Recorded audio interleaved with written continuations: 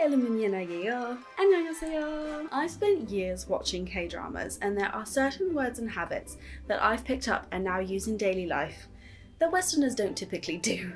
Here are a few of those things. 아이고.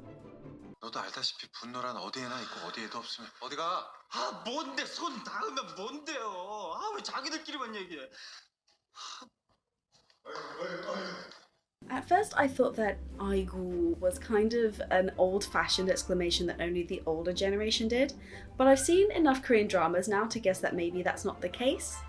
아이고 can be used in various different contexts, but mostly the English alternative is to say geez or to sigh. It's played up a bit in K-dramas, so if someone's getting in a bit of a huff, they might go 아이고. For me, for example, if I was carrying something carefully but dropped it, if it doesn't matter too much, but I'm a bit exasperated with myself that I've dropped it, I do now go 아이고 without thinking too much about it. Yeah. 북두 살 빠졌냐? 빠지긴 뭐가 빠져.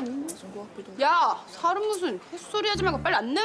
In K-dramas, it's often used when someone is annoyed or angry, especially at someone else. So, say you're in an argument with someone and they go and walk off, you go, yeah, to get their attention, as if like, look back at me, we haven't finished this argument. In the same way that we would use, hey, like, come back and talk to me, we haven't finished. Or if maybe someone was to, bump into your shoulder, you'd go, yeah, instead of, hey. There's also a longer version of the ya, which is ya. I feel like I'm doing this so badly, but yeah, anyway. It's more of a, I can't believe this kind of thing, like, oh, I can't believe this, ya. I tend to use the longer ya, and I tend to use it towards myself or inanimate objects rather than other people. So, for example, using the same analogy, I'm carrying something and I drop it. This time if I break it, so it's a bigger deal, I might swear in English, because I definitely still do that, but I might now also go, oh, yeah. So, more annoyed at myself, elongated ya. I noticed something about two people having a conversation or someone giving like a monologue in a K-drama. When people have a conversation, the person listening might go or while the other person is talking, in the same way that English people do, but we say yeah, yeah, yeah. When someone is giving a bit of a monologue but they're pausing to think of the words they need to use, rather than going or which is what we do in the English language, they tend to go So this is really important to the company because blah blah blah blah. Or, you know what, I really think you should be doing this because blah blah blah blah. I'm doing both of those instances of now. So when someone is talking to me and they want some sort of sign from me that I'm listening or agree, rather than saying yeah, yeah, I now actually go And also when I'm speaking. And also when I'm speaking and I need to pause and think of what to say, I now also go instead of or Bowing.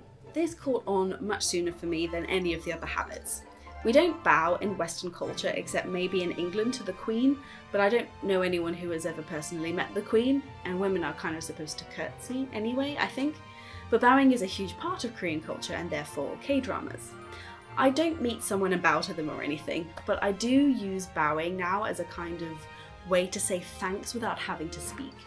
So for example, if I'm crossing a road and a car stops to let me pass in front of them, I actually do give a little bow as a thank you, which I never did before. Or if someone hands me something and I'm really not thinking about it, sometimes I receive it and like tip my head rather than say thank you. All of these habits I do find pretty bizarre. Not that they exist, but that I've picked them up and do them, considering I live in England and it's all come from just watching Korean dramas. But I have watched so many and I watch them so often that it can sometimes feel like I've spent a whole weekend in Korea by watching a drama from beginning to end. So it's becoming a part of my regular life as well. If you watch K-dramas, let me know in the comments if there's something that you've picked up in terms of a habit or a way of saying something, or if you're Korean and you watch westernized TV shows and stuff.